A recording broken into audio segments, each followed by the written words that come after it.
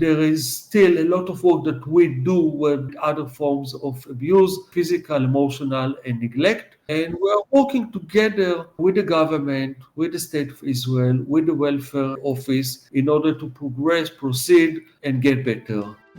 Welcome back to the My Future Business Show. It's Rick Nuske here. Hope you're doing wonderfully well. It's always great to be back with you. It's great to be your host. I get to spend some time with some incredibly talented individuals doing some great work in their respective fields. And on today's show, I have the pleasure of welcoming the CEO and president of ELI, the Israel Association for Child Protection, Mr. Eran Zimrin. Welcome to the show, Eran.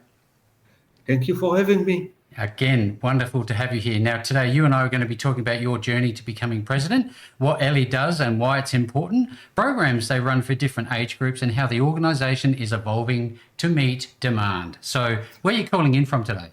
I'm calling from Israel, Ra'anana, which is a city nearby Tel Aviv. Fantastic, fantastic. Now, tell me, are you always there? Do you get to travel around for work? Yes, the main office is in Tel Aviv, even though ELI exists actually all over the country, throughout Israel. Yes, fantastic. Now, I wonder, do you have any downtime? Are you always focused on work? Do you have a social life? Yes. Hopefully for me, yes, of course. Well, tell us a little bit about what you like to do when you're not working with ELI. Being with my family, my wife. Yep. I have two children, 21 and 22, a boy and a girl, a set. They grow up quick, don't they? Yes, they do. Living with us. And we have a wonderful life here in Israel, even though everything that you hear over the news. Yes, look, I've had many guests from Israel on the My Future Business Show in the past, and they say the very same thing, even though there's a little bit of turmoil going on. Life is good. Absolutely. Life is good in Israel. Just we're living a normal life. What everybody are hearing over the news, it's not our everyday life here in Israel, of course, not in the center of Israel. It's just like we can hear about New York, about horrible things that are happening there, and maybe it's not safe to travel there, but it's okay. It could be the same anywhere. Now, tell me, when you do spend time with your family or your friends, do you like to go out and have a meal? What's your favorite meal? Do you have a favorite? We like to go to a restaurant, just sit with friends, coffee shops, whatever. Yep. I like sailing, actually. Oh, very nice. Yes. Tell us a little bit about that. When was the last time you went sailing? Just last week. I used to have a yacht in Herzliya, which is also near Tel Aviv, by the beach. Mm-hmm. Now we have a catamaran. Oh, catamaran, yes. Yes, which is also a very nice something, and we sail from time to time. So, myself with my brother usually. So when you're on the catamaran, you get quite wet, don't you? Yes, we do. I tell you though, have you tipped it over yet? Yes, of course. Of course. We always do that. Not always, but often. Well, you haven't been catamaraning unless you've tipped it over, that's for sure. Now, tell me, as you were growing up, tell us a little bit about your life when you were growing up, just for some context. Normal childhood with my siblings, parents, grew up in Herzliya by the shore in the Mediterranean. I love to go to the sea all the time. I've been to the Boy Scouts, the Sea Scouts. Yes. And I had a lovely childhood. Yes, actually. Fantastic. Yes. It's always nice to hear that. Now, as you, I guess, became the person you are today, who in your life was inspirational for you that helped, I guess, form the individual you've become? Well, talking about the Sea Scouts as a child, I remember a moment, for example, when we used to go out to the sea, usually during storms with big waves. We had those little boats. We were rowing Yep. to go past the waves and then to come back, try to come back safely as much as we could. I remember, for example, a single moment where we caught a big wave, and I remember myself, I was like 13 or 14 years old. Mm. I remember doing the right thing on the boat, causing the boat to stabilize, Oh. even though it was almost on the verge of tipping over. Ah. And I remember the feeling of being in control in spite of the very big waves and doing what is required in order to make everything okay. And it was quite a moment for me if I remember it as I do right now. Yeah, absolutely. Now, when I was growing up, I had a lot of individuals around me that helped me make decisions about what path I wanted to take in my life. I ended up doing, many different things in my career. Who inspired you to do the work you're doing today? Um, I guess I was inspired mainly by my parents, Yes. who were both self employed. Hmm. My father was an architect, and he was talking with me about the good times and the bad times, and you don't always have the work that you want to have, and you need to go through all those kinds of different times. And my mother, actually, she was the one, of course, who started Eli. We did not talk yet about that. She did Hmm. that in 1979. I was 10 years old, and she started a business, and it was extremely tough. And everything was over the dinner table. We talked about everything, we heard everything, we struggled together through everything. We had to put more money from the work that my father did, yeah, to bring some money over To to Ellie. the new business, to Eli, yes, of course. Even to employ the first employees, the first therapists, he brought the money, and it was always something which was over the dinner table. Ah, very, very close knit family by the sounds of things. Now, you actually came over from textiles and insurance and into now Yes. leading Ellie, which is obviously a child protection non-profit. What a Yes. journey that must have been. Tell us a little bit about that. First of all, it's an exciting journey. I just love it. First of all, I never learned social work. I went to business. I have my master degree in business. Mm. Um, I started a textile business just because I was looking for a business right after school, and this was the first something that I found interesting. Mm. And I started at the very beginning. Well, of course, at the beginning, actually, I opened a retail shop in Tel Aviv, which failed, of course. The numbers were small, so it was okay. Um, It's what. Go ahead. yes. Uh, After it failed, I went to work as an employee in a textile manufacturing firm, mm. and then I learned the ropes as an employee. There's no other way. Yep. And after 2 years being there, I started my own business Yes. in the textile industry. Now, was that tough?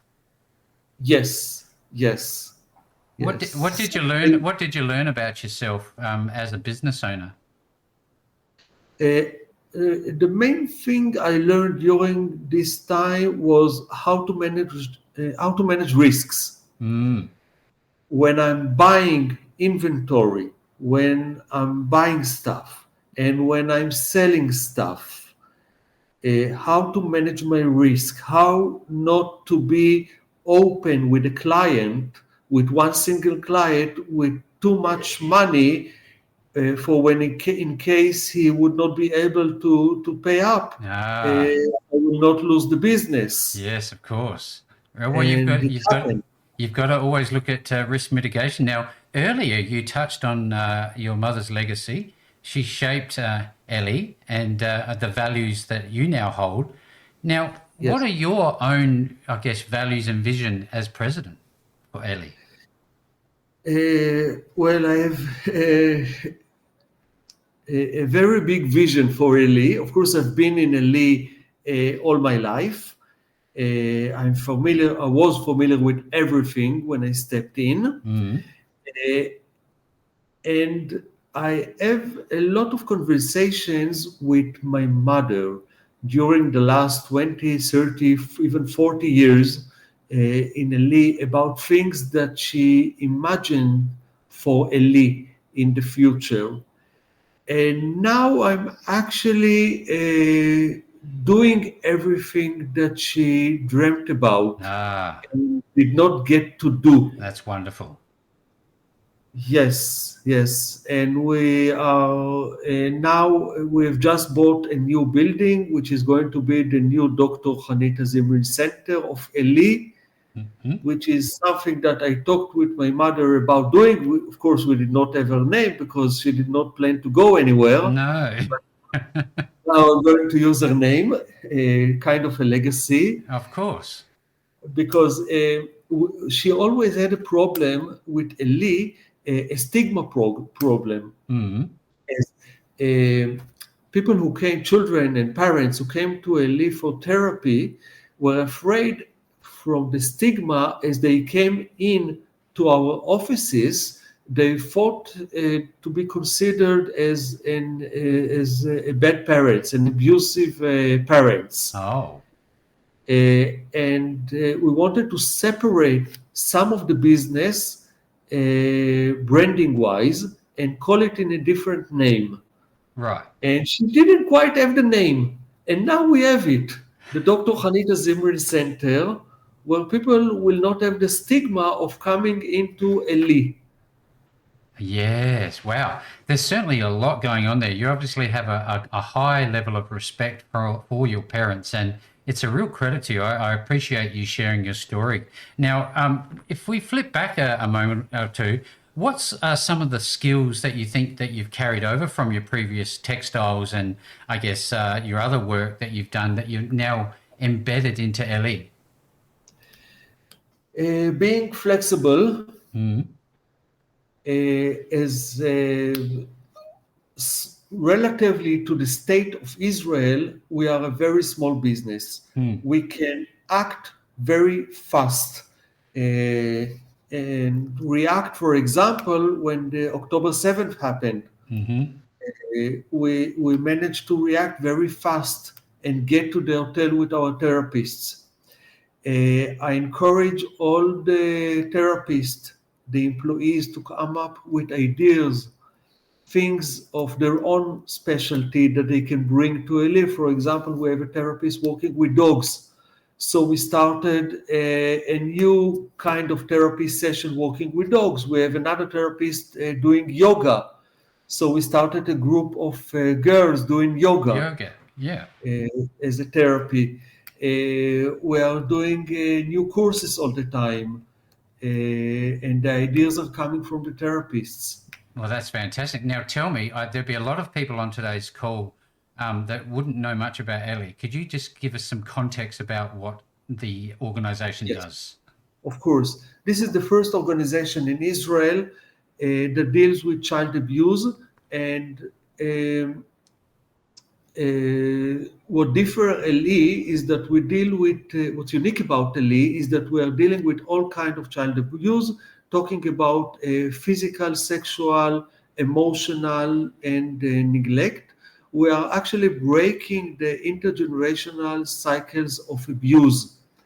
We are working with the victims themselves, of course, the children. They are the main thing that we are working with. We are working also with the perpetrators. Sometimes it could be the parents who we are working with anyway. It can also be the grandparents who can be the source of the problem. We are working with the siblings. We are working with different demographic groups in Israel, the ultra Orthodox, the Arabs, the Russians, the Ethiopians, the soldiers, the kibbutzim, whoever. Unlike other social problems, the people who are involved in child abuse usually are not seeking for help. The parents are afraid, they are ashamed, they often feel that they are right. The children, they are afraid, they feel guilty, and they are afraid of coming back home after they told someone about what's going on. Mm. We have also the education school-based program Yep. where we have the plays, a clinical plays that we wrote together with the clinical teams in LE, talking for the smaller children about body boundaries, things like that, Mm-hmm. with the older children about how not to get involved in a problematic situations and how to get out of it whenever something like that happens. We are working with the pedagogic staff in the schools throughout the year, Mm-hmm. and we have the statistics of 1.5% of the children where we understand that something is happening and we need to refer.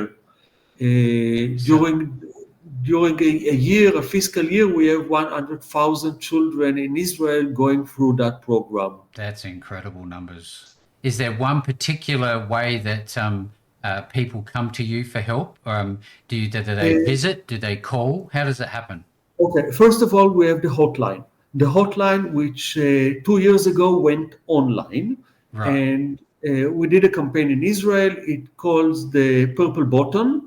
It's actually a link where a child or anyone else can just click on the link, and there is a very smart decision tree, and the child can get through to a human very fast. And actually, when we did that, because we also have the hotline, the regular hotline, the number, which is working 24 hours a day, and 85% of the calls just transfer from the regular hotline to the online purple button. Right. And it's easy to understand where for a child it's very easy to click on a link rather than making a phone call Phone call. these days. Yes, of course. Well, It's you must have a lot of a digital real estate that you use as part of your strategy. Would that be correct? Yes, yes, of course, all the everything that you can think of. And of course, we have a lot of referrals coming from the courts in Mm. Israel. Sometimes the judge is asking us to help him decide what is happening in the family because the mother is abusing, is excusing, blaming the father in. In the Uh, relationship? Yep. Yes, and the father is just accusing the mother for not letting him see the children, Right. and we need to help the court understand what's happened. And a lot of referrals are coming from the welfare departments, neighbors, schools, advisors from schools are calling us, especially from schools where we're working Mm. with all the plays that we do there. These sorts of things. All the sorts of things. Now, tell me a little bit about some of Ellie's, should I say, major accomplishments. What's some of the things that stick in your mind? Well, the major thing is that we are going in front of the states in everything that we do.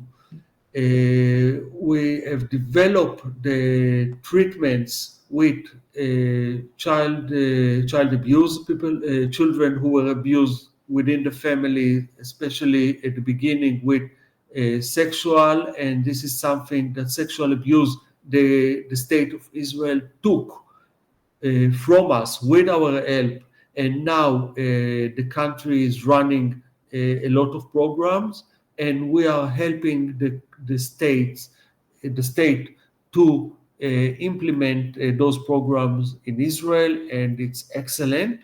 There is still a lot of work that we do where the state of Israel does not do itself as good as we would like it to do, and it's have to do with other forms of abuse, physical, emotional, and neglect. Mm-hmm. And we are working together with the government, with the state of Israel, with the welfare office in order to progress, proceed, and get better. So the response time would be critical in some of the cases that you work with. How do you mobilize quickly when you get notification of an issue? First of all, we have treatment rooms throughout the country, spread out. And then we have what we call the satellites, where we have therapists who are living in places where we don't have a therapy room, and then they can react fast, and people can come home over to their private houses Mm-hmm. and receive treatment in their private clinic, and it's part of a league. And usually we have our mobile unit. Now we don't have it because the vehicle just broke down. It's a, Ah, and we are looking for a new one. If you are looking for a way to help us, yes. uh, and it's a mobile unit, unmarked mobile unit, and we can go everywhere, even during the weekends, and park outside and take out whatever family member that we need to the Yep. car Yep. and sit with him. So privacy and being discreet would be obviously very important part of your policies. Tell us about that. Absolutely, absolutely. There is a big secret always doing what we do, because the family, the child, want to keep everything as a secret. The abuse in the family is a secret. While it's happening, usually the perpetrator is asking the victim to keep it as a secret, not to tell anyone. There is a big secret over everything, not wanting everybody to know what is happening inside our family, inside our city. Uh, it's always have to do with a secret. Mm. And we don't want to let even the neighbors and the school to know that we're dealing with the family whenever it's possible not to know. Yeah, of Sometimes the course. school has to know. Yep, that's great feedback. Thank you so very much for sharing. Now, tell us a little bit about your school-based edutainment programs. It's a program started in the 70s, where we have the players, professional actors who were trained innately by our clinical teams. They are running the plays inside the schools Mm. to the children, and throughout the play, they are talking with the children about a specific something which is happening and how they should react and what should be happening. And the children are extremely fascinated. When I'm watching these plays in the schools, I can see the children making a lot of noise, for example, in the beginning of the play, and then I can see it becoming quiet Yeah. as they are trying to understand what will happen next. Yeah, suspense. It seems like a very well planned and thought out program. Now, in 2024 alone, you handled over 10,000 trauma cases. What's been some of the greatest operational challenges because of those things? You talked about the vehicle just breaking down. What other things have happened? The quantity of the cases that we need to deal with. Mm. Because of the war now, a lot of things have to do with the war. Mm. Not only that we went to the hotels because we specialize in trauma and we have a unique specialization as we specialize in children and small children in particular. Right. This is something very unique for us in Israel, and this is something that we dealt with in the hotels with the victims throughout from the very first days of the war. And we met actually in the first few days of the war 2,000 victims who we sat with in the hotels, and then we chose 200 cases that have to do especially with children, and we decided to work with them for the long term. Mm. Uh, and then even the regular cases that supposedly had nothing to do with the war still are connecting to the war because things are getting connected. Things are people are seeing everything in the televisions. There are Mm. alarms going up, and all the fears are coming up.